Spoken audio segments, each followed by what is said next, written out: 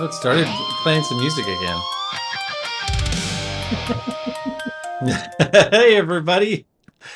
All right, we are live and happy Memorial Day weekend to everyone. What a beautiful guest we have today to celebrate and remember and honor on this beautiful Memorial Day. Beth MacDonald, so glad you're here. Good friend. Gold Star widow advocate. We're going to hear about her story. We're going to hear about Trent, her husband, who died from his wounds in Afghanistan. We'll hear that beautiful story and how she continues honoring his legacy and the work that she continues to do to transform lives all around the world and within the special operations community. And you are in for a treat today. Beth, thank you for being here. It's such an honor to have you. Thanks for having me, Philip. It's always an honor to be around you. So let's talk a little bit about, well, there's a lot going on right now. Um, Obviously, we're running for Congress here in Virginia 7th District. So Yes, thank I'm you. Thank proud you of for your you, and I am encouragement. so happy for you. The country needs you. Thank you. And the country needs you. The country needs all of us. I think that's a key thing that's happening with this campaign is getting back to we the people and remembering that the solution doesn't just reside in another government program, but it resides in us remembering who we are and how we can help one another. And your life is such an example of that. Maybe you could tell a version of the story from when you prepared these booklets for the potential worst possible day for a spouse to get the news that that knock on the door, and one day you got that knock as well. And maybe you can tell us a little bit about that and the strength and resiliency in the Gold Star community. So when I was married early on in the early 2000s, I was a member of the Family Readiness Group, the FRGs, that the military has set up for spouses to teach them resilience and self-reliance. And at the same time, I was working for CTAF, the Southern European Task Force, and I was temporarily assigned the duty of casualty affairs officer for Vicenza. And at the time, the area of operation for Vicenza had the largest retiree population in Southern Europe. And we had just gone to war in Iraq, and we hadn't had any casualties on post that were non-retirement related, meaning we didn't have sudden and unexpected deaths. And in that situation, we were confronted with active duty deaths now. And there was a woman who had come to my office, and she had a binder prepared that her husband had given her in the event of him being a casualty. And she came to my office, which was it was an unusual circumstance that she would come to me, but there was a story behind that. She came to my office, and I asked her if I could take this idea of this binder that had everything she needed in it to process her benefits and take it to the FRGs. And she said, please do. It's an incredible resource. So for almost 2 decades after that, I remained involved with FRGs. And what we did was prepare them and came up with a program for preparing for the worst. And so we found through that training, what we would do is involve the chaplains, involve the JAG, the Judge Advocate General, and we would teach families what they would need in that moment, so they wouldn't have to focus on the paperwork, because it's the military. There's so much paperwork involved. They could focus on their grief and not trying to find paperwork or anything that heaven knows they could have stashed somewhere. And military families PCS so often that um, we didn't have access to apps, or we could keep things on our phone encrypted like we can today. um, there's somebody who's taken over the program, and she does a beautiful job with it, and she has a great way of organizing things on her phone, and she goes to every base, and teaches this program. And I think I've introduced you to her. Her name is Krista Simpson Anderson. She's another Gold Star. um, and it just having all of everything in one place allows you to just hand it to your casualty officer and say, here's everything you need. I'm going to grieve, or in my case, I'm going to take care of my husband as he dies, so you can be present in that moment, which really helps with your grief and your grief process.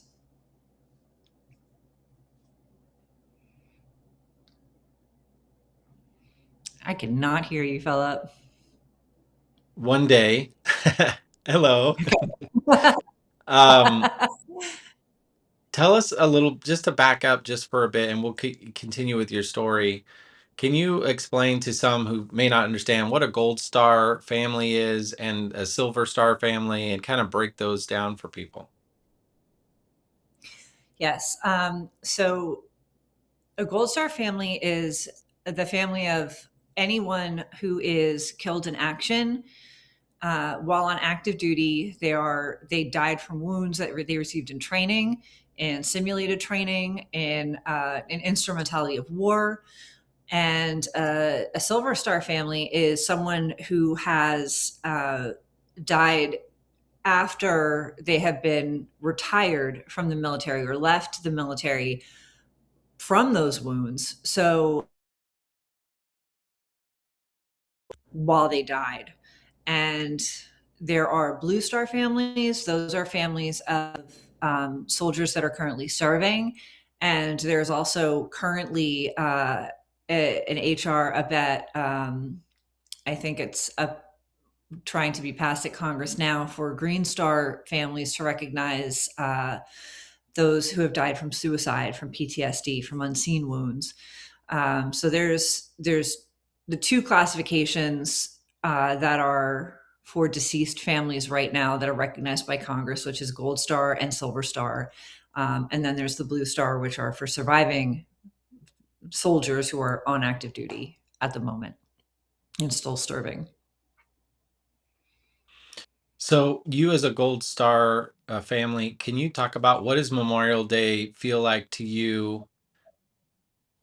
What does it mean to you? It Well, to us, it's it's an opportunity to be with our community and remember our loved ones, because our whole community stops and remembers at that time collectively. So this past week, the units were doing activities, the commands were doing activities, and then nonprofits do activities. So we have a whole week to celebrate their lives and honor them and honor their sacrifice. And we do it as a collective family, um, because for us, they're gone every day, and we we know that, we feel that every day. And we can't ask the community to recognize that every day, because we have to live our lives. We have to go on as much as we might not want to.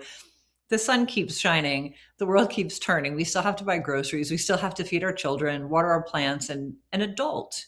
And there's a bunch of other reasons why we don't want to adult on top of the fact that we've lost our spouse.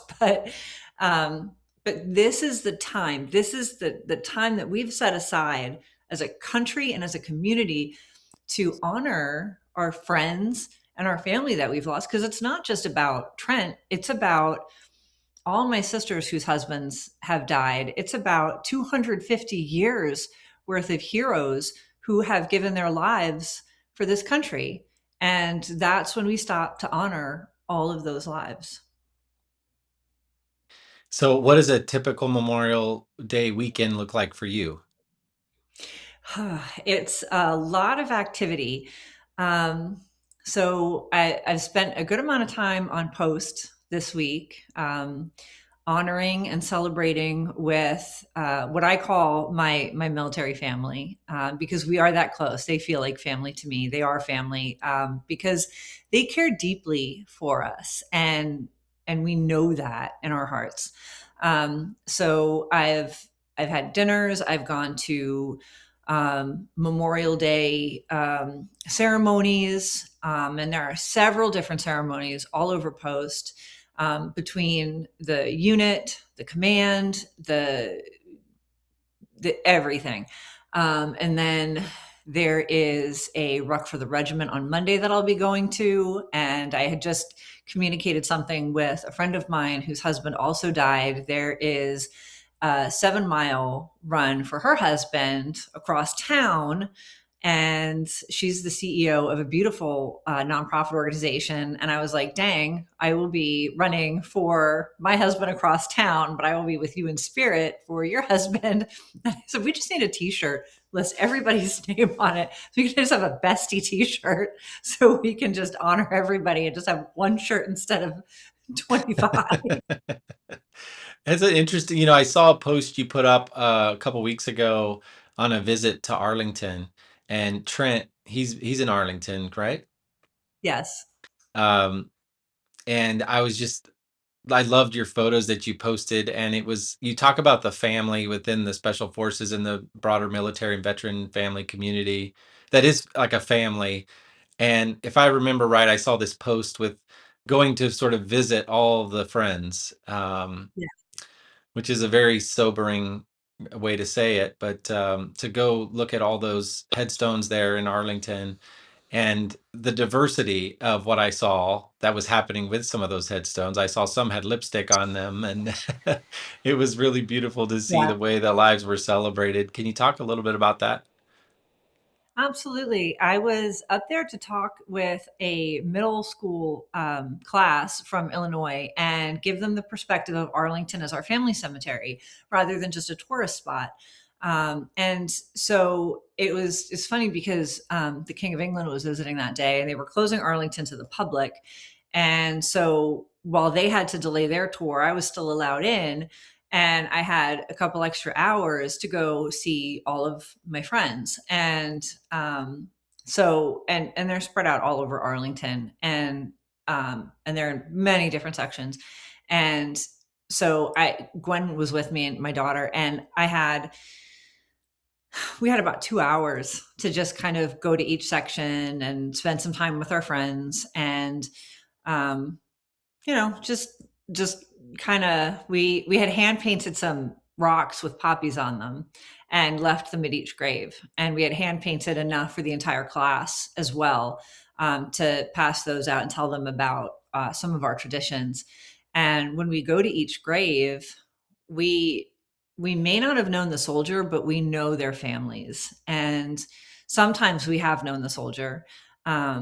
So it's very emotional. And then I send pictures to my friends and say, "Hey, I stopped by and saw Darren today," and leave a stone because, just to let him know I was there. And it's very different when you realize that is your family cemetery and these are your loved ones, and you're there and you see it from a very different perspective than you did if you visited Arlington as I did when I was a child or a teenager. And and you're in awe of this place because it's massive and you're seeing all the monuments and you're doing all these things, and now you're here and it's peaceful, and you realize every single sacrifice that was made equally, and you see that equality in the layers of stones that are in every direction equal. No matter where you look, everything is the same. And all of the men and women are there. There's a brotherhood among them.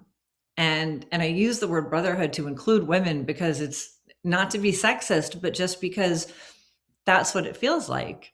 It all feels like a brotherhood, and it's beautiful and it's quiet and it's peaceful, and it doesn't have a sense of haunting like you would think it does. It lays peace and mercy on your heart when you allow it to, when you just sit there and you know the cost of freedom. Mm, the cost of freedom. It's beautiful.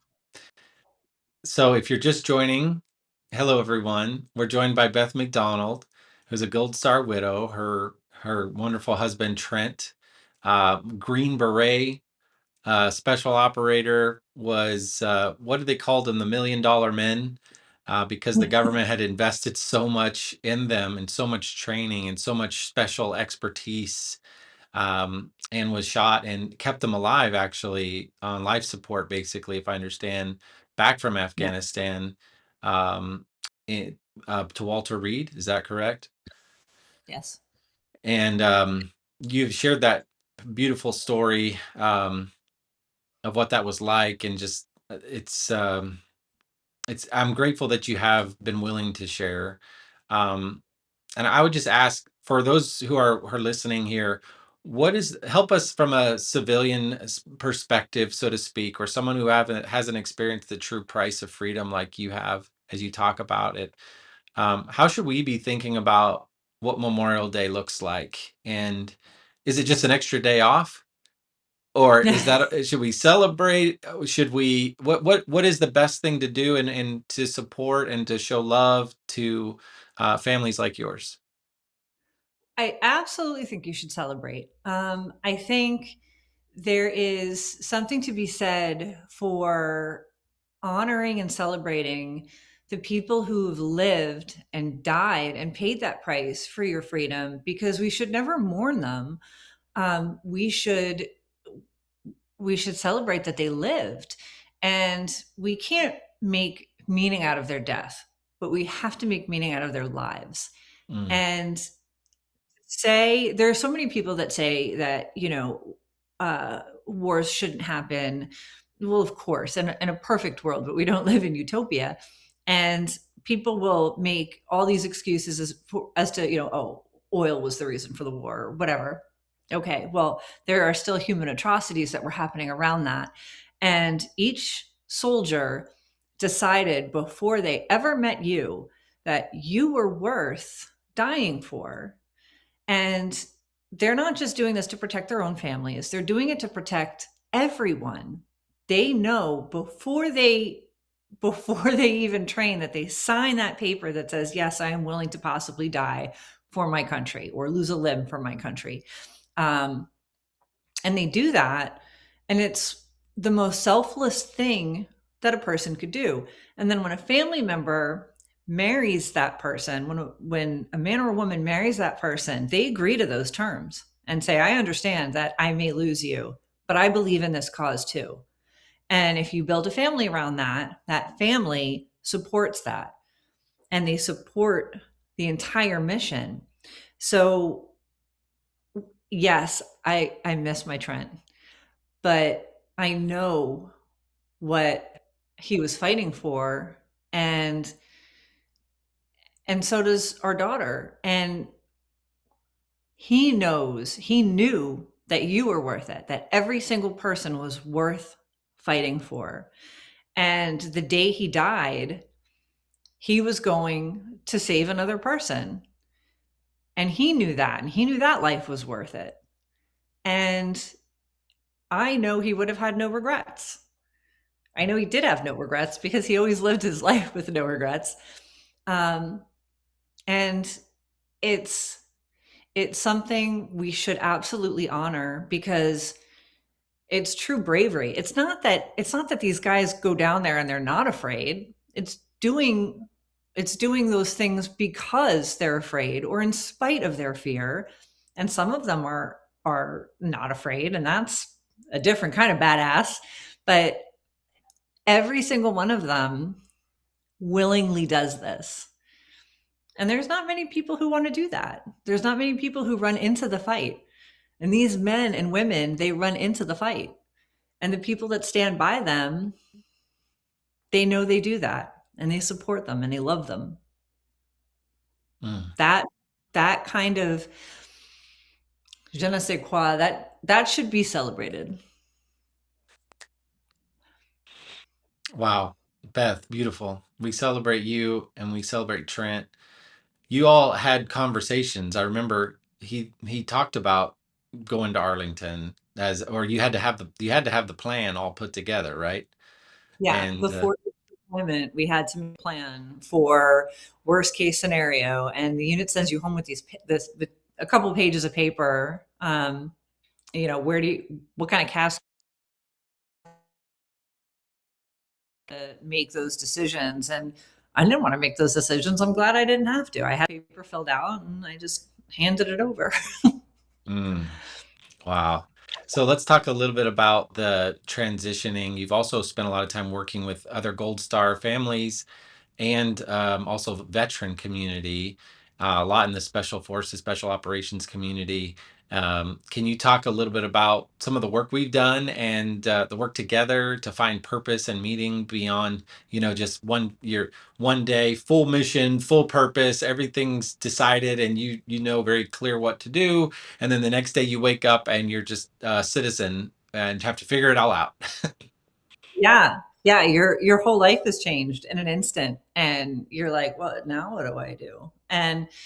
Um, and for widows, they tell you don't make any rash decisions in the first year, and don't make any changes in the first year. And that's a very long year to sit uncomfortably going, what do I do next? I've got to think. And with military transition, it's very different because veterans have 2 years usually to think about their transition process. And most of them have an idea of what they want to do, but a lot of them kind of put it off because they don't want to think about it until the last 6 months. And then they're like, I got to get my paperwork together. So finding your purpose is is a very heavy thought process. And I remember when you and I first met, you were like, take a sticky note and write down the 3 things you're good at and 3 places in your community where it's needed. And, you know, it, and we did that. And then we went on to empathy mapping. And I was like, well, gosh, that's easy. That takes the whole weight off of the thought process. And, um, and then it was just, everything just started kind of falling into place. And it made me think of the analogy, get your ducks in a row. Well, you can never get your ducks in a row. The mother duck just starts walking and all the little ducks fall in place. And I just felt like you were the mother duck and we were all just following you. We're like, let's go to Guatemala. Sounds great. Let's go. When do we leave? And we Yeah. did. We went to Guatemala and then it's like, oh, we're gonna solve all the world's problems. I'm like, let's do it. Yeah, and all that specialized expertise and language training and building, groups and going into hostile territory, being able to put that into use, right? Yeah, yeah, and I was like, this would be great for seventh group. Like they speak Spanish, and like these gang members wouldn't scare them at all. Like this is stuff. I had worked with prisoners 30 years ago, and I was like, these guys don't even scare me. Like I'll get on one of these buses. It's not a big deal. Like it's wild. I was like, this is so much fun. You see your purpose just everywhere. And it was great. And then in everything that we started doing after that. And when all you have to do is take that step, it's the law of motion. An object that's in motion will stay in motion. Hmm. And it has stayed in motion since what, 2015? Yeah. 11 years we've known each other, and 11 years we've been just rolling along. Wow. Okay, so talk about you mentioned that global experience and that world experience and what that does to a person. Sort of, I've talked about, it's a humbling thing when you go somewhere you can't speak the language, you're very out of place, you feel out of place, you feel like I'm very dependent on other people to figure out where to go, how to get there, where do I, what am I supposed to be doing. It's a bit of a humbleness, and then also just a great perspective. And how do you think about that, and where we are now in America, and some of the things you're seeing here? Well, I always think love, listen, learn. And I always think you never go in knowing that you've got the answer to the problem. because those were fundamental, foundational ideas that we went into every situation from when we were working with Sharjah to Guatemala to anything, Uzbekistan. When we worked with all of those, every one of those came up. It was listen, love, listen, learn. Don't assume you know the answers to everything. And we spent years listening to the issues and paying attention. And you don't have to know the language to read the room. And you can understand the feeling that people have. And we were in villages where people didn't speak any English, and we understood very well what was going on. And we were still able to communicate with people because human nature, humans can communicate without language. We communicate through gestures, through kindness, through facial expressions, through hand holding, through prayer. All of those things are universal. And we did that. And when we were in Guatemala, when we left that one village that had no power, no water, and we were sitting there at a restaurant with half the village, I promise you, it was half the village. And it was the ambassador or the vice president's assistant, somebody. And there were a couple other people there. We had one interpreter, Google Translate, and we still, all of us somehow speaking almost none of the same language, still played that trick on our interpreter, the one interpreter that was, hey, it's your birthday. And they brought out the sombrero, and I was like, this is universal. This is a universal joke. The sombrero on somebody's head when it's not their birthday, and they sing anyway. Love is universal. Mm-hmm. Jokes are universal. Understanding is universal. Those things helped. And what's going on in America is we have to rely on our personal experiences with people. We can't rely on the news. We can't rely on what we're told. We have to rely on what we feel, what we're experiencing, just like we did in every situation, in every country that you've been to, that I've been to, in every situation. You rely on your experience. You can't rely on what you're told because we've never had an experience we have where we've had any kind of catastrophe. When we've applied love, listen, learn, when we've solved a problem on a holistic level and we've listened and connected with people that we didn't speak the same language as, have we ever had an Mm-hmm. issue? No, we've connected on a personal level. And we can still do that in America if we get out and just be with each other. Yeah, And it's keep I hear going. negative things in the news, and I'm like, that's not my experience. I, I've never like, and I know bad things happen. I know horrible things happen. I don't want to say that they don't. But when you strip away the what's the word? And when you just strip away all of the heaviness that people try to add to a Mm-hmm. situation, everything's so much easier when you just experience another human. What is their problem? You help.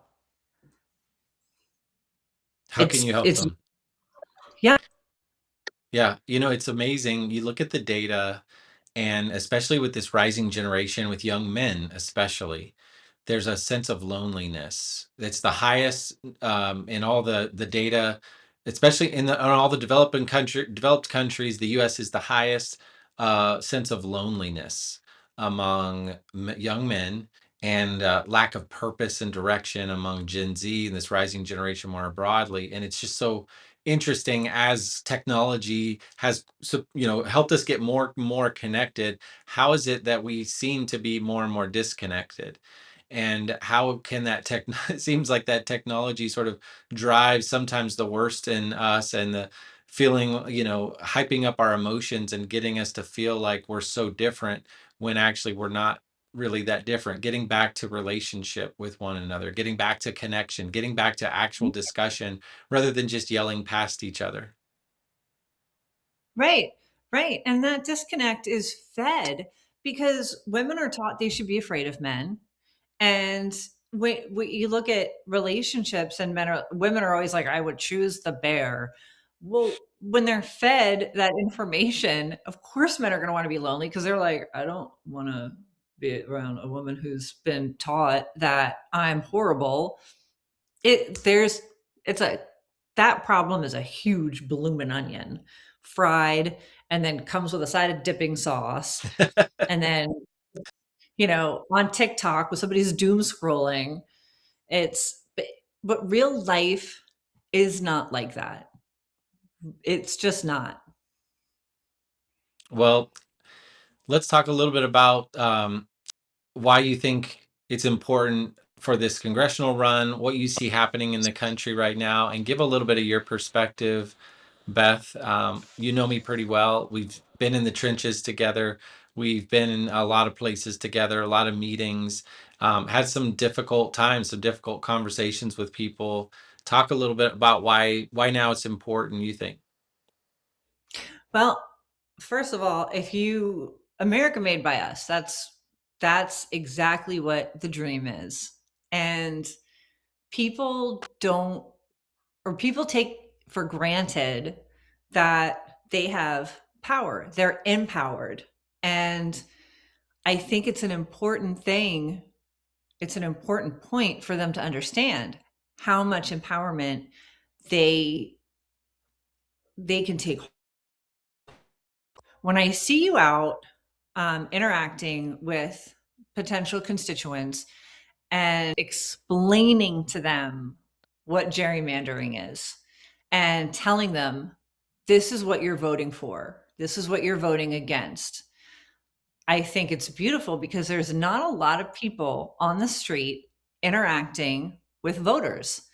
There are people behind tables set up at tents at the voting places. When you're out there on the street and you're like, hey, I'm going to educate you for a second. And who better to educate them? Because you've not only got the education and the credential, but you've lived it. You've lived it. You've traveled all around the world. And for for for people who are a lot of keyboard warriors and they want to say, "Oh, this issue is important or not important because this," but they've never left their zip code. You have. You've seen the reality all over the world and understand the complexities of each issue from border issues. We were in Guatemala one time in a cab talking about a guy who didn't and why he didn't want to leave his country and about the infrastructure within Guatemala that was falling apart because they were losing their people. You understand every aspect of that issue. Um, and then we were talking somebody else about schools, and then you know, e- every country that you've been to, you have an incredible understanding, a broad understanding of what it means to to talk about capitalism, to talk about socialism, to talk about socialism structures within the United States, if that structure is the public education system, or if it is a broader healthcare system structure that people are looking at. You understand all the intricacies of those issues. Every socioeconomic structure you could talk about, you've been to. So you're not just somebody that's going to talk about something from a perspective of, well, I mean, I think one time I was in this other city in Minnesota. No, no, no, you've been everywhere. You've seen in real life how this affects real countries and how our country works around it or with it. So you speak from personal exposure and experience. And I think that's absolutely important in a candidate because I see I see how other candidates are treated by their constituents, and it's appalling. Their constituents don't know, but you're willing to educate and talk to your constituents or your potential constituents. And I think that's beautiful. I think it's needed. Well, thank you. I agree. And we've been saying this a lot. The more you see around the world, the more you appreciate and are grateful for what we have here and how blessed we are in this country and how profound the idea that our rights come from God, not from a king or a government giving us those rights, but merely protecting those inherent rights that we're born with. That is so special and so precious. And our human tendency is to slowly over time creep and creep and creep into, oh no, we need a king. Oh no, we need a more control. We need another government program to solve that thing. When realizing, wait a minute, maybe the solution's right here. It's right there in the mirror. Maybe it's getting out and making those connections like you're talking about and helping our neighbor and helping our fellow man. So thank you, Beth. If you're just joining us, everyone, this is Beth MacDonald. She is an amazing human. Her husband, Trent, was a Green Beret, Army veteran, Special Forces, $1 million man. I don't even know everything. It would take a long time to list all the accolades. Had all the training, and in his life ended through wounds he received in Afghanistan. And Beth continues to be an advocate for Gold Star families and Gold Star widows, and has been sharing with us on this Memorial Day weekend her perspective. And Beth, we're just so grateful for you. Um, we're going to wrap up here, but I'd love to have you share a little bit about the article you wrote for the Harvard Review, the Grief Marathon. Can you talk a little bit about that, just to give a little more perspective? And I love how you use the love, listen, learn. This is something that is been part of the Impact Junkie framework and the training we've done all around the world, and helping people to, before you jump to solutions that may actually not help the people, or worse yet, become part of the problem and make the problem worse, which we see all around the world through dependency versus empowerment, like you talked about, and all across the US as well. Is, oh no, the government is going to save us. Well, the government's going to disempower you. And you see that over and over. We have a lot of case studies. But with that, we want to love, listen, learn. Just that's why it's so wonderful to hear from each other's perspectives and have that empathy that you talked about. So help us understand this grief marathon article, and also continuing to keep Trent's memory alive. What is that balance? Talk to us a little bit about that from your perspective to help us understand.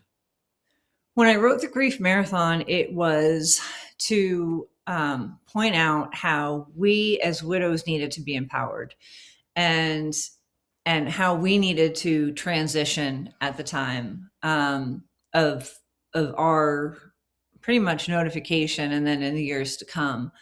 And the when I got my knock on the door, it was very personal. I had worked for USASOC at the time, United States Army Special Operations Command, and so I didn't get the typical two people. I got a bunch of friends, and then the command, the Third Special Forces Group command notification team came over and tried to give me as much information as possible about my husband's injury. And then he was transferred to Walter Reed on life support, so he could die at home. And he did. He died in my arms. Over a week after he was shot, he was in a coma, and he never recovered from that coma. He was actively dying the whole time, and so they brought him home, and he he was such an incredible man. He was an incredible leader. He was very beloved by his team and everybody else in his battalion. And so during the aftermath of that, I remember getting a lot of mail about how to grieve harder, and I just thought this isn't helping me heal. Um, and that's what I wanted. And people were saying, like, "Oh, good morning. I didn't mean that. I'm sorry. You're never going to have a good day again." And it's in our inherent nature to want to have a good day. And I wanted to find that good day again. And I know that Trent would have wanted that for me. And I know absolutely he wanted that for our daughter. And so, how do I get to that good place? I was trying to find my way through that. And I know you and I did a lot of work on that as well, because we were focusing on some of those transition programs for the military, for the Special Operations Command, particularly. And did a lot of research with universities on post-traumatic growth. So I wrote the grief marathon because grief never leaves you, but it does evolve. And there were a lot of organizations at the time that were trying to keep you in a grief process, and that just wasn't healthy. And I recognized that, and I wanted to call that out.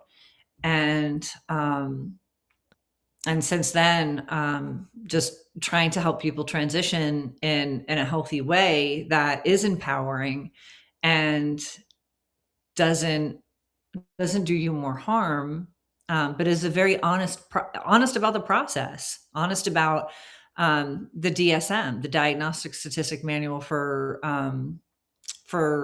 mental health criteria, that clearly recognizes if you are not doing well with your grief, we've got to talk about that. We can't keep you in this pattern. You need more help than just grief camp. Um, and then what else did you want to talk about? Yeah, that was and so how do the the majority of like the civilian community on Memorial Day weekend, how do we find ourselves in that place? It's just, I think it's just so wonderful to hear, because I think a lot of people might, oh, I'm so sorry, that little comment you said, oh, you're never going to have a good morning again, little things like that. I mean, how to, without intentionally saying something, how do we approach, the supporting the families who are to be memorialized today and remembered today? Oh, that's a tough one, because there are some people that struggle with "thank you for your sacrifice," and there are other people that are grateful for that sentence. I think it's different for everybody. Um, I think, if you just say, I'm honoring your loved one today, that's fine. And letting them know, like, I'm thinking about you.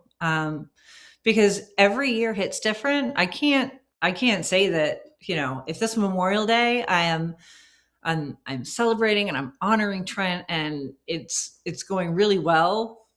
Next year on Memorial Day, maybe it's not. I don't know. I can't say, because every year really is different. Like, year 12 of his death was really hard for me.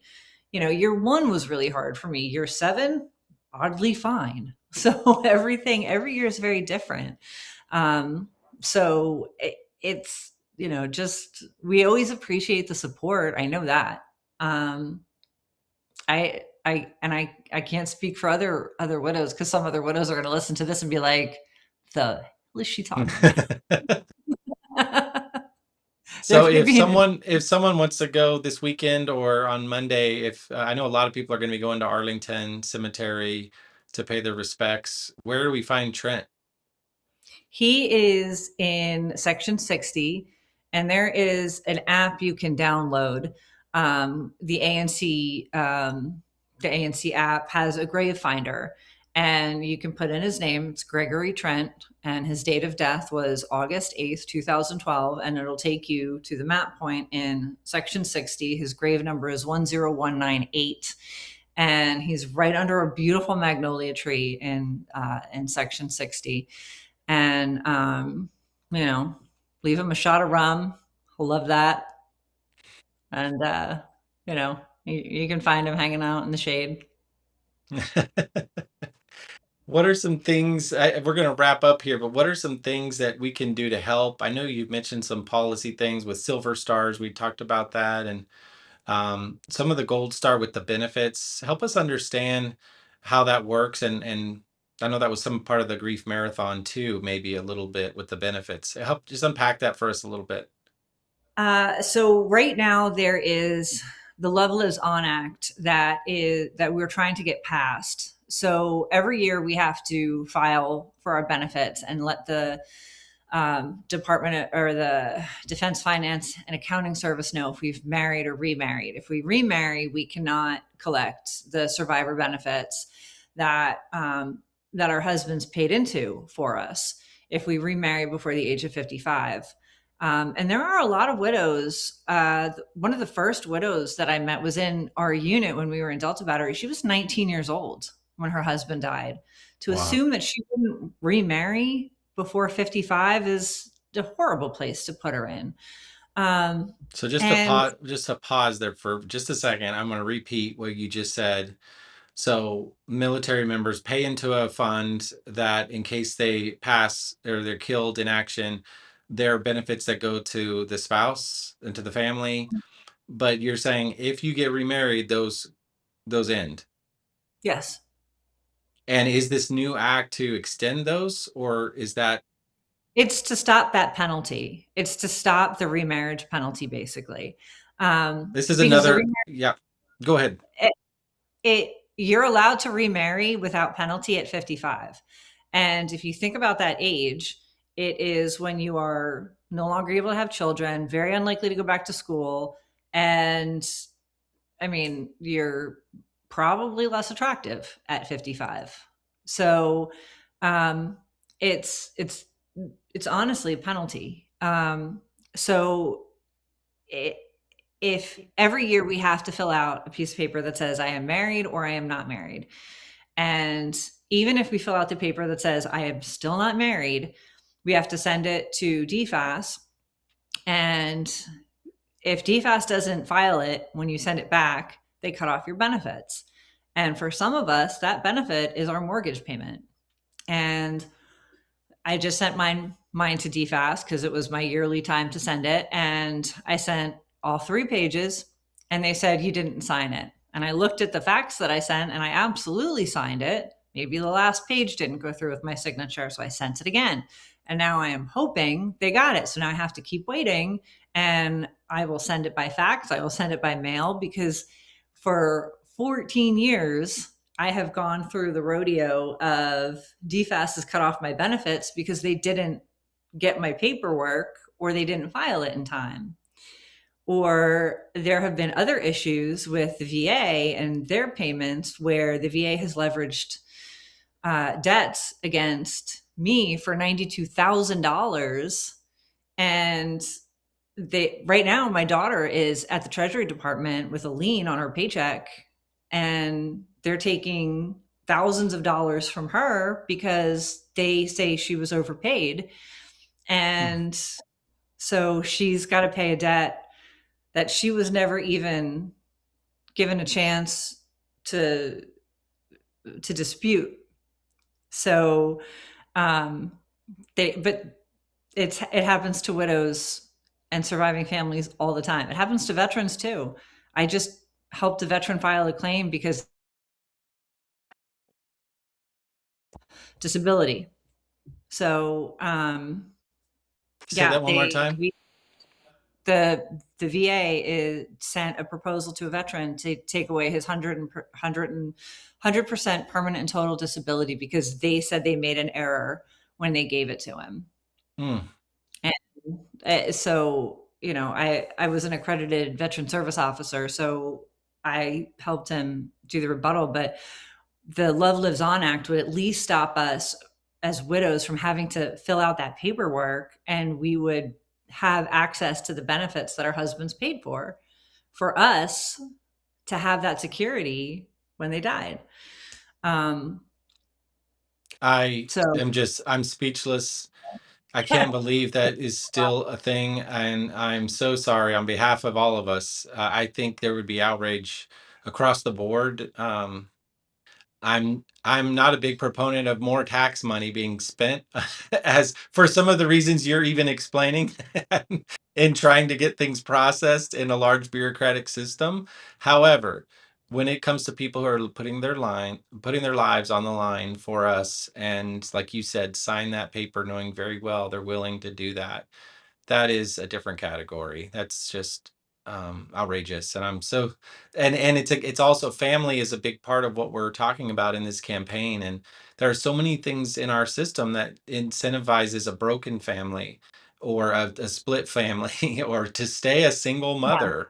As you said, a Yeah. 19-year-old who just lost her spouse in combat feels like, well, I guess I have to just stay single or live together or what have you with these and not actually get married. And that leads to downstream issues in society that you can just look at the data and Yeah. see. And so we've got to fix these incentives for making more of a strain on families, and especially when it comes to our military family community. Yeah. Yeah. We shouldn't be penalized for wanting to love someone. We shouldn't be penalized for taking care of our children. And we were treated that way. My husband wasn't even dead for a week. And the VA told me that I had to keep separate receipts to prove that I was taking care of my daughter. And I was like, I'm happy to prove that I'm going to feed her. But Wow. it's, we are treated like welfare recipients when our husbands die. And we, we didn't ask for that. The government promised to take care of us, and then they act like it's such a chore to do that. And I it's not appreciated on our parts because we stand proud when we accept that flag. And we know how heavy that weight is. And then to be treated like we're the inconvenience for the promise that was made is unacceptable. Agreed. Love lives on act. Mhm. So everyone watching, you need to go email your congressman, go bang the office. Is it in the Senate or the House? Do you know where it is? It's in the house right now.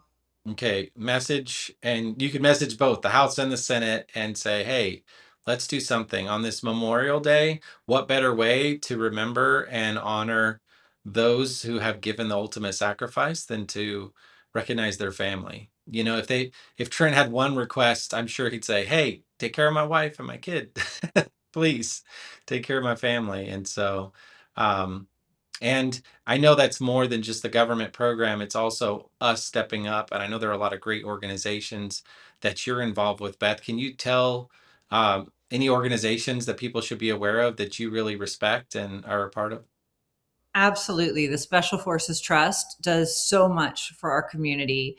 The Special Forces Foundation is um, is run by a Gold Star spouse, Dee Sarter. She is absolutely amazing. The Special Forces Trust is deeply involved with a lot of Special Forces staff, and they do so much for our community. There are countless organizations, but those are off the top of my head, the top two right now that really push to do so much for our spouses and our veterans. And um, just Project Overwatch does a lot for suicide, and those ones are absolutely ones that need to be given some attention for the great programs that they have. Absolutely. And that's another topic, the high suicide rate within the military, both active and retired, um, that we need to continue talking about. But Beth, I'm just so grateful for you and so grateful for your service. And you have done a lot of service all around the world. And we are grateful for you. Aside from uh, being a spouse of a military service member, you have been, and we always say the whole family serves, the entire family. It's not just, oh, just the service member. The entire family serves. And I know it was a lot of those days when your husband was out, was off, was gone, and you were there but alone, keeping things together. And and the stress and just the ongoing, the moving and all the things you have done. We're just so grateful and we honor you today. And we're so thankful that you are willing to share your story and help others and to continue to be an advocate for the military and the Gold Star families. We're grateful for you and we look forward to helping you more. And as we build this movement more and more and get to Congress, we want to help you even more. Thank you, Philip. Well, happy Memorial Day. Go see Trent, everyone. Gregory Trent, go look him up. And thank you for your service. Thanks for all you do, Philip. I appreciate you.